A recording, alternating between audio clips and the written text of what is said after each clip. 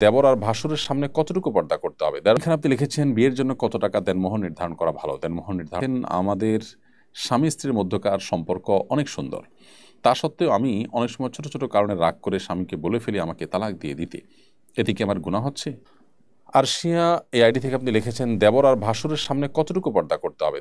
দেবর এবং ভাসুরের সামনে শতভাগ পর্দা করতে হবে। একজন আননোন অপরিচিত মানুষের সামনে যতটা পর্দা করতে হবে এখানে ততটা, বরং তার চাইতে বেশি পর্দা করতে হবে। কারণ নবী করিম সাল্লাল্লাহু আলাইহি সাল্লাম যখন তাকে জিজ্ঞেস করা হয়েছিল যে হে আল্লাহর রাসূল, ভাসুর দেবর সম্পর্কে আপনি কি বলেন এবং পুরুষের বেলায় শালী সম্পর্কে আপনি কি বলেন, তখন নবী সাল্লাল্লাহু আলাইহি সাল্লাম বলেছেন যে আল হামু আল মউত, দেবর এবং ভাসুর এদেরকে তো মৃত্যুকে যেরকম মানুষ ভয় পায় তাদেরকে তো সেরকম ভয় পেতে হবে, অর্থাৎ তাদের থেকে দূরত্ব বজায় রেখে চলতে হবে।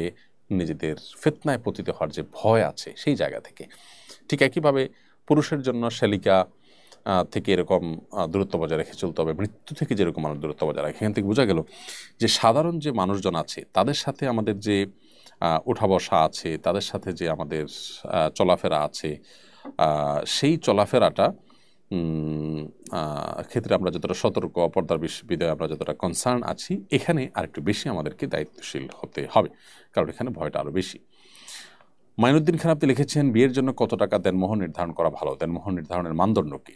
দেখুন, দেনমোহর যত কম হবে বিয়েতে, শুধু দেনমোহরই নয় অন্যান্য খরচও যত কম হবে বিয়ে তত বরকতময় হবে।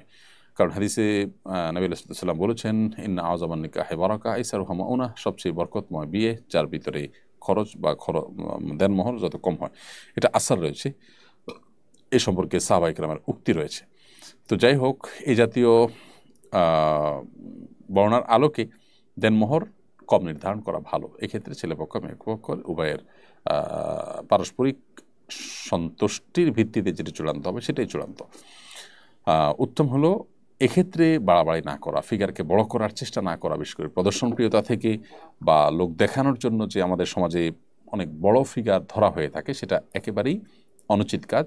শরীয়ত কোনো গুরুত্ব এই বড় ফিগারের নেই, বরং সাহাবীদের মধ্যে অনেকেরই উক্তি পাওয়া যায়, অনেক সিনিয়র সাহাবীর উক্তি পাওয়া যায় যে মোহর বেশি ধার্য করার ভিতরে যদি কল্যাণ থাকতো তাহলে মুহাম্মদ সাল্লাল্লাহু আলাইহি সাল্লামের মেয়েদের বিয়ের মোহর অনেক বেশি হতো। হ্যাঁ, কোনো স্বামীর অনেক আছে, তিনি তার স্ত্রীকে অনেক দিয়েছেন, ভিন্ন কথাটা জায়েজ আছে, বাট বার্গেনিং করে সেটাকে অনেক বেশি ধরে রাখা, বিশেষ করে বিয়ে টিকায় রাখার প্রয়োজনে যে বেশি মোহর হলে বিয়ে মনে হয় বেশি দিন টিকবে, এটা একেবারেই অনুচিত কাজ। এক্ষেত্রে মেয়ের বাবাদের খুব দায়িত্বশীল তার পরিচয় দেওয়া উচিত। আর ছেলেদেরও যদি অঢেল সম্পদ থাকে তাহলে মেয়েদেরকে দিতে কার্পণ্য করা উচিত নয়। স্ত্রীকে আপনি গিফট হিসাবেও তো অনেক কিছু দিতে পারেন, সেই ব্যাপারে আপনাদের আন্তরিকতা থাকা দরকার দাম্পত্য জীবনের সুখ এবং শান্তির প্রয়োজনে। আর যদি কোনো বিয়েতে মোহর নির্ধারণ না করা হয়ে থাকে, বিয়ে হয়ে যায়, তাহলে সেক্ষেত্রে এই ফ্যামিলির, মেয়ের ফ্যামিলির এই ক্যাটাগরির বা এরকম গুণের মেয়েদের মোহর সাধারণত যেটা ধার্য হয়ে থাকে ওই রকম, এটাকে মোহরে মিছিল বলা হয়, সেরকম মোহর ধার্য করতে হবে। ওম্মে আরিয়ান এআইডি থেকে আপনি লিখেছেন আমাদের স্বামী স্ত্রীর মধ্যকার সম্পর্ক অনেক সুন্দর, তা সত্ত্বেও আমি অনেক সময় ছোট ছোট কারণে রাগ করে স্বামীকে বলে ফেলি আমাকে তালাক দিয়ে দিতে, এতে কি আমার গুনাহ হচ্ছে? আমাকে কোনো কাফারা দিতে হবে? দেখুন, তালাক চাওয়া স্বামীর কাছে খুব যৌক্তিক কোনো কারণ ছাড়া এটা অন্যায় কথা, এটা গুনাহের কথা। আপনার উচিত হবে এ ধরনের কথা না বলা, অন্য কোনো কথা বলেন এবং নিজেকে নিয়ন্ত্রণ করেন। আপনি নিজেকে নিয়ন্ত্রণ করতে পারাটাই তো আপনার জীবনে বড় সার্থকতা।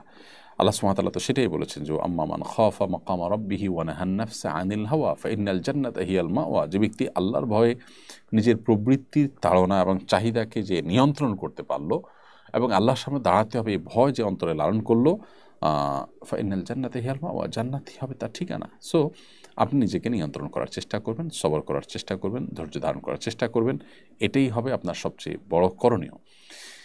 আর আগে আপনার এরকম কথাবার্তা হয়ে গেলে সেটার জন্য আল্লাহর কাছে মাপ চাইবেন। আর আগে যা করে ফেলেছেন সেটার জন্য বিশেষ কোনো কাফারা নেই, তওবা করবেন আর ভবিষ্যতের জন্য এরকম না হয়।